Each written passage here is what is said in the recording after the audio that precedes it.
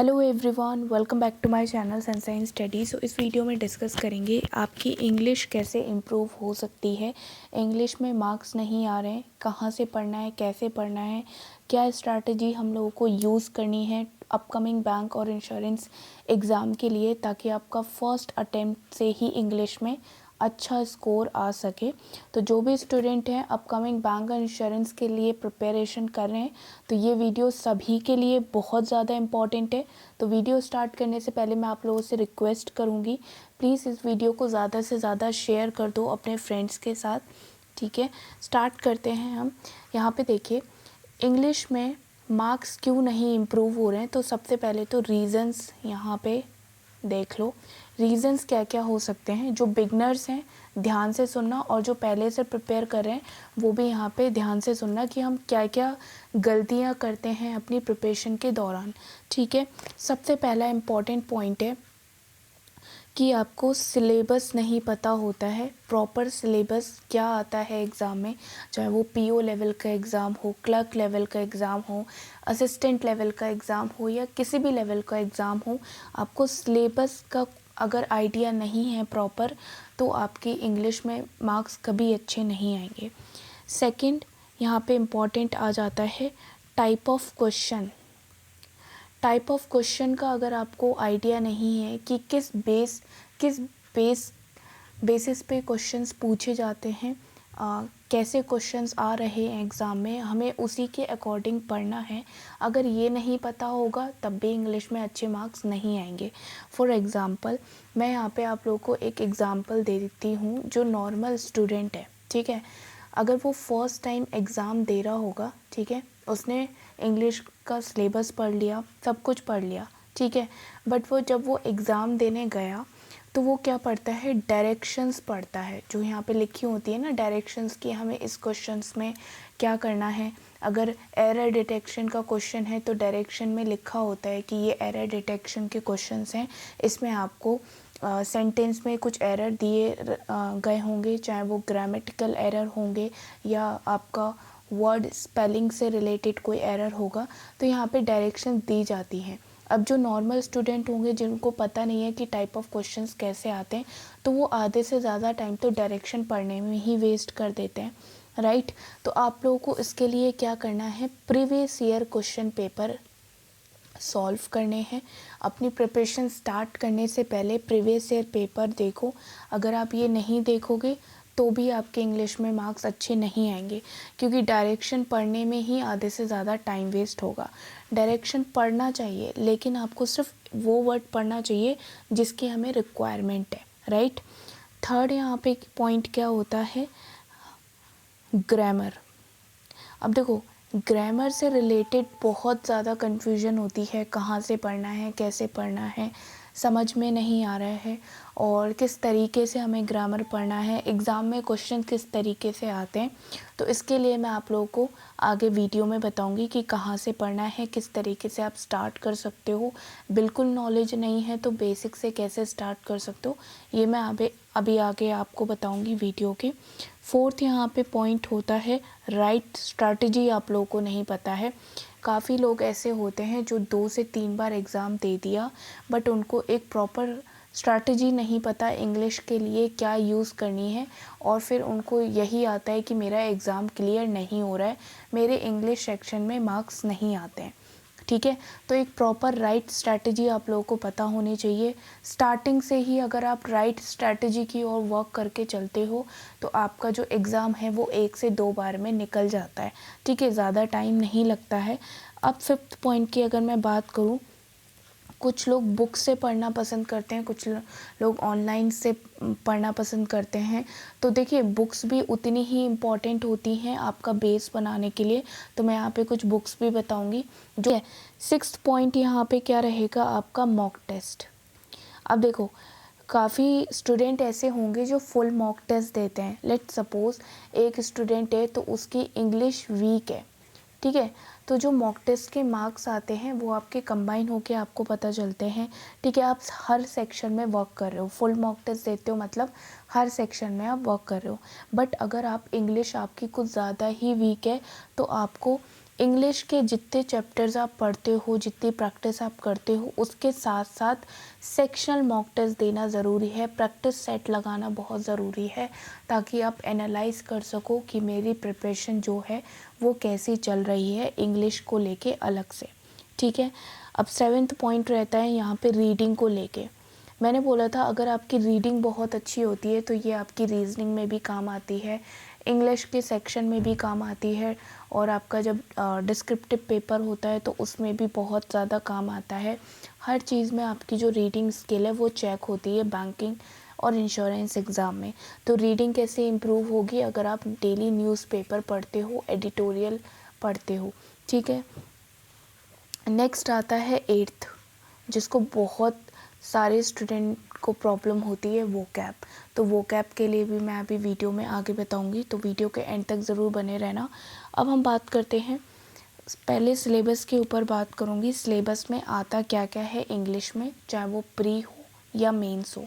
ठीक है। प्री और मेंस में आपका सेम सिलेबस रहता है, बट फ़र्क सिर्फ इतना हो जाता है कि प्री में डिफरेंट शिफ्ट में आपका पैटर्न चेंज हो जाता है। लेट सपोज़ यहाँ पे मैं एग्ज़ाम्पल लेती हूँ, जैसे कि शिफ्ट 1 में आपका एरर डिटेक्शन आ गया, क्लोज टेस्ट आ गया, फ्रेज रिप्लेसमेंट आ गया, रीडिंग कॉम्प्रिहेंशन आ गया, राइट। इतने क्वेश्चंस आ गए। शिफ्ट 2 में वर्ड स्वैप आ गया, वर्ड रिप्लेसमेंट आ गया, मैच द फॉलोइंग आ गया, और रीडिंग कॉम्प्रिहेंशन आ गया। तो ये डिपेंड करता है, शिफ्ट टू शिफ्ट में डिपेंड करता है कि वो कौन से टॉपिक के ऊपर आपको क्वेश्चंस दे रहे हैं, लेकिन आपको सारे टॉपिक्स के ऊपर प्रैक्टिस होना बहुत ज़्यादा इम्पॉर्टेंट है। तो पहले तो यहाँ पे सिलेबस देख लो कि सिलेबस इंग्लिश का क्या क्या है। तो सबसे पहले आता है हमारा एरर डिटेक्शन। अब ये कहाँ से प्रैक्टिस करना है? जब आपको ग्रामर के रूल्स पता होंगे तब आप इजीली एरर डिटेक्ट कर लेते हो, राइट। नेक्स्ट है यहाँ पे क्लोज टेस्ट। क्लोज टेस्ट भी आपको आने होते हैं अगर आपकी वोकैब अच्छी है और आपके वर्ड्स आपको पता हैं, उनके मीनिंग्स पता हैं, तो आप क्लोज टेस्ट भी आराम से कर लोगे। तो ये भी 5 मार्क्स के आते हैं, ये भी 5 मार्क्स के आते हैं। वर्ड स्वैप बहुत इजी होता है, ये हर कोई बच्चा कर लेता है। तो वर्ड स्वैप तो मैं मानती हूँ फ्री के 5 मार्क्स होते हैं। फ्रेज रिप्लेसमेंट होता है आपका, ये जनरली मेंस एग्ज़ाम में आता है और पीओ लेवल में ये आता है, और अगर आएगा तो क्लर्क के मेंस एग्ज़ाम में आता है ये। देन आता है आपका वर्ड रिप्लेसमेंट। तो वर्ड रिप्लेसमेंट भी कई बार आपको देखने को मिलता है, तो इसमें आपकी वोकैब अच्छी होनी चाहिए, मीनिंग पता होगा तो आप सही सेंटेंस में सही जो करेक्ट वर्ड होता है वो आप प्लेस कर दोगे। रीडिंग कॉम्प्रिहेंशन आपको द हिंदू के आर्टिकल पढ़ने हैं, मैं बहुत बार बता चुकी हूँ। न्यूज़पेपर की एडिटोरियल पेज आपको पढ़नी है, कैसे पढ़ना है न्यूज़पेपर, इंग्लिश के लिए कैसे पढ़ना है न्यूज़पेपर, यूज़ कैसे होता है इंग्लिश के सेक्शन के लिए, वो मैं आप लोगों को बता चुकी हूँ। वीडियो नहीं देखी है तो लिंक डिस्क्रिप्शन बॉक्स में मिल जाएगा, जाके चेक कर सकते हो, और यहाँ पे आई बटन पे भी आपको लिंक दिख रहा होगा। नेक्स्ट आता है match the following. So match the following भी आपके अभी क्वेश्चंस आने लगे हैं, तो ये भी काफ़ी इजी क्वेश्चंस मैं मानती हूँ। 5 मार्क्स आपके ये आते हैं, और रीडिंग कॉम्प्रिहेंशन आपका 10 मार्क्स का आता है। वर्ड रिप्लेसमेंट भी आपका 5 मार्क्स का आता है। सेंटेंस रीअरेंजमेंट भी आपका 5 मार्क्स का आता है। ठीक है। तो डिफरेंट सेंटेंस दिए रहते हैं और उनके पार्ट होते हैं, उन्हीं सेंटेंस को आपको एक ही सेंटेंस को आपको रीअरेंज करना होता है। नेक्स्ट आता है आपका यहाँ पे रॉन्गली स्पेल्ड वर्ड, मतलब आपको जो वर्ड स्पेलिंग्स होती हैं वो भी आपको करेक्ट करने के लिए आती हैं। देन आपका फिलअप्स हो गया। ठीक है। क्लोज टेस्ट के बारे में हम बात कर चुके हैं, ये भी आपके 5 मार्क्स के आते हैं। पैरा जंबल भी आपका 5 मार्क्स का आता है। पैरा जंबल के अगर आपको थीम पता चल जाती है कि किस टॉपिक के बारे में बात कर रहा है, और अगर आपको पैरा जंबल के रूल्स याद हैं तो ये भी आप इजीली कर लेते हो। नेक्स्ट आता है वोकैब। वोकैब कहाँ से पढ़नी है? ठीक है। तो ये सबसे पहले आपको सिलेबस पता करना है कि सिलेबस क्या आता है इंग्लिश में। तो यहाँ पे आपने सिलेबस देख लिया, तो उसको नोट कर लेना अपनी नोटबुक में, जितने भी मैंने टॉपिक्स यहाँ पे लिखे हैं। यहाँ पे क्लोज टेस्ट 2 बार रिपीट हो गया तो उसको हटा दो। नेक्स्ट अब आता है पढ़ना कहाँ से है।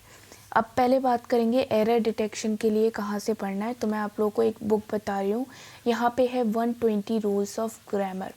ग्रामर्स के रूल्स आपको पता होने चाहिए, तभी आप एरर डिटेक्शन कर पाओगे, क्लोज टेस्ट कर पाओगे, राइट, ठीक तरीके से सेंटेंस रीअरेंज कर पाओगे और पैराजम्बल्स कर पाओगे। तो यहाँ पे आपको 120 रूल्स ऑफ ग्रामर की बुक है, निमिषा बंसल मैम की ये बुक रहेगी।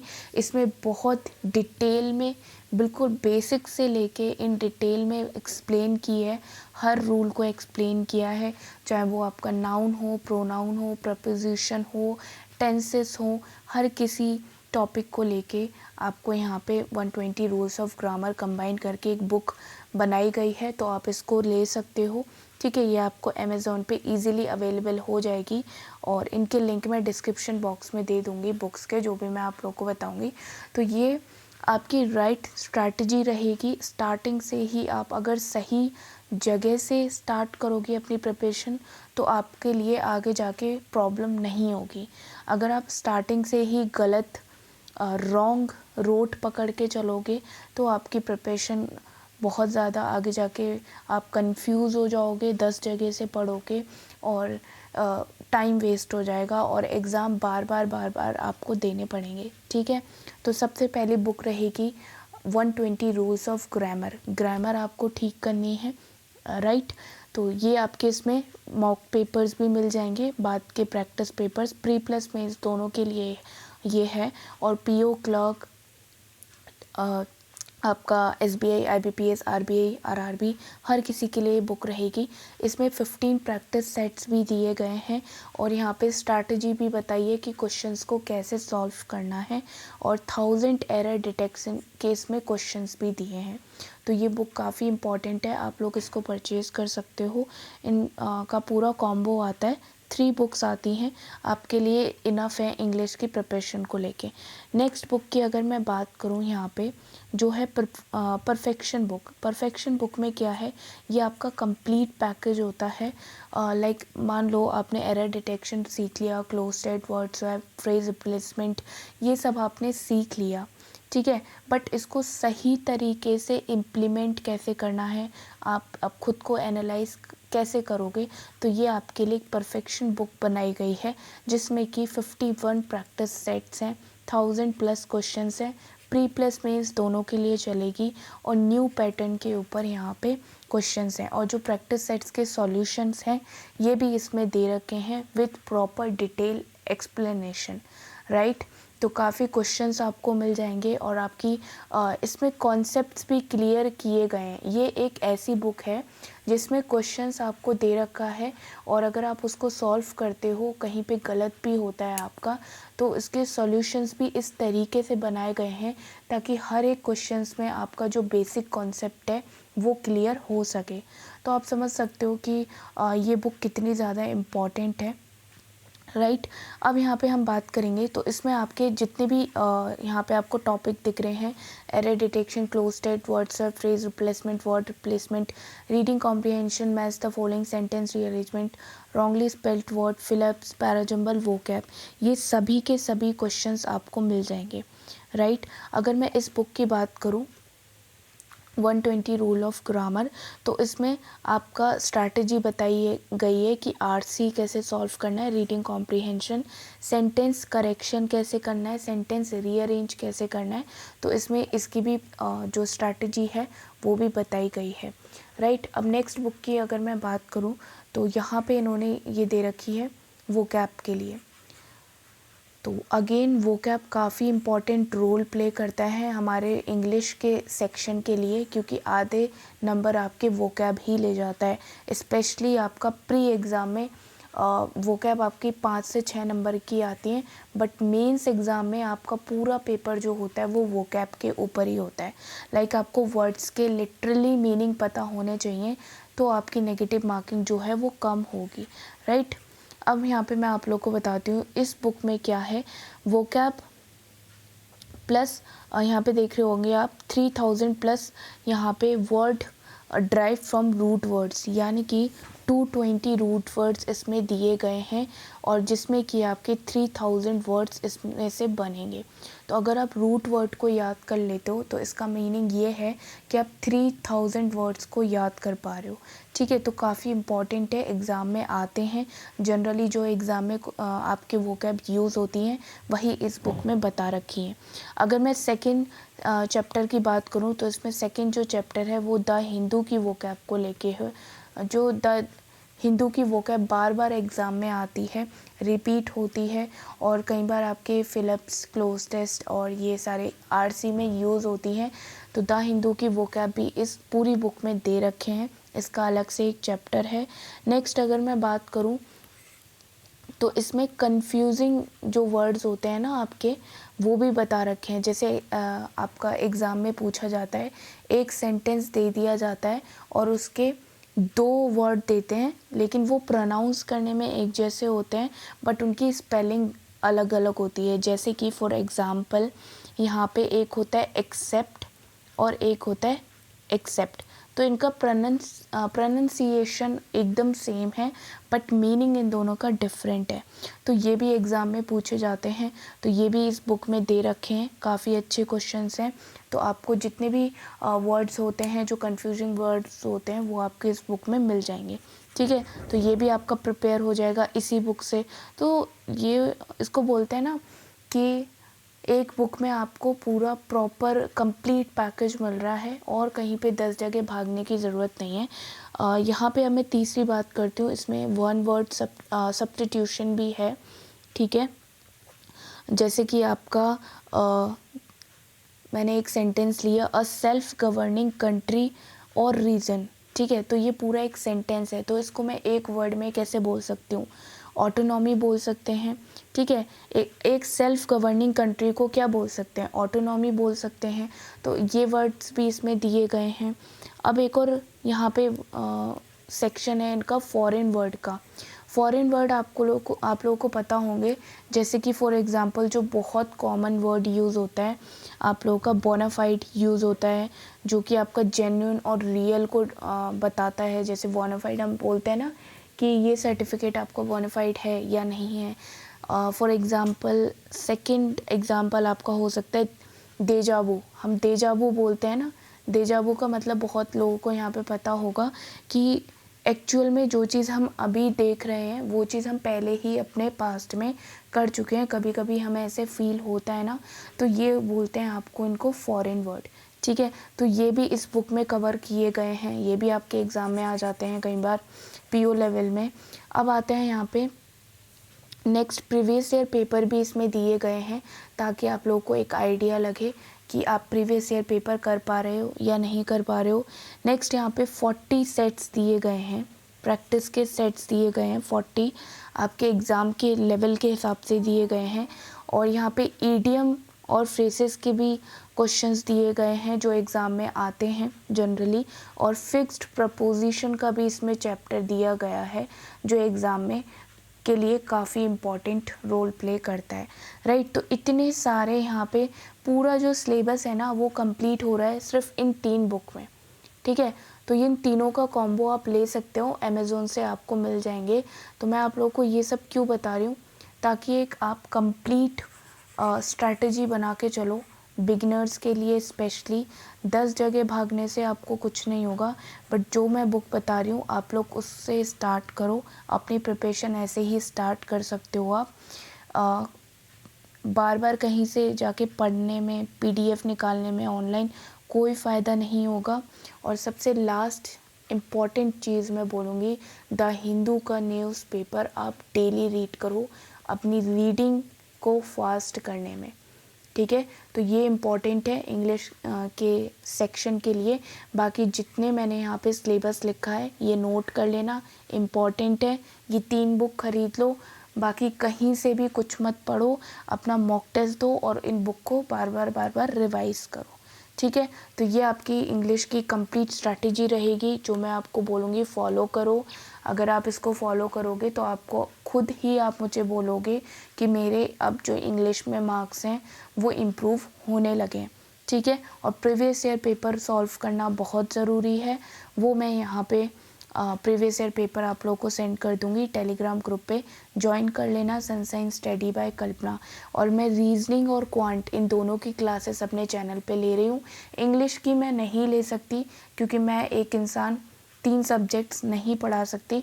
तो इंग्लिश और रीजनिंग और क्वांट की क्लासेस हो रही हैं, तो आप उनको जाके ज्वाइन कर सकते हो।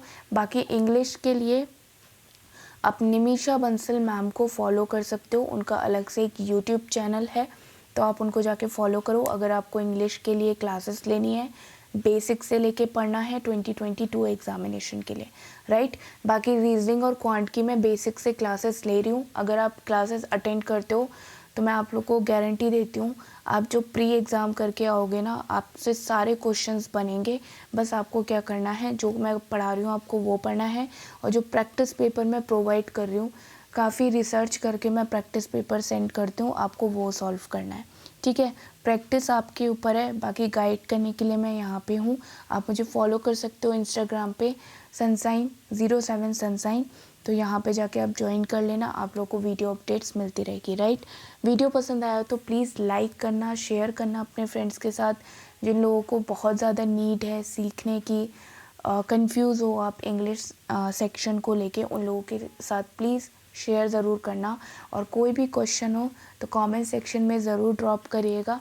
Thanks for watching.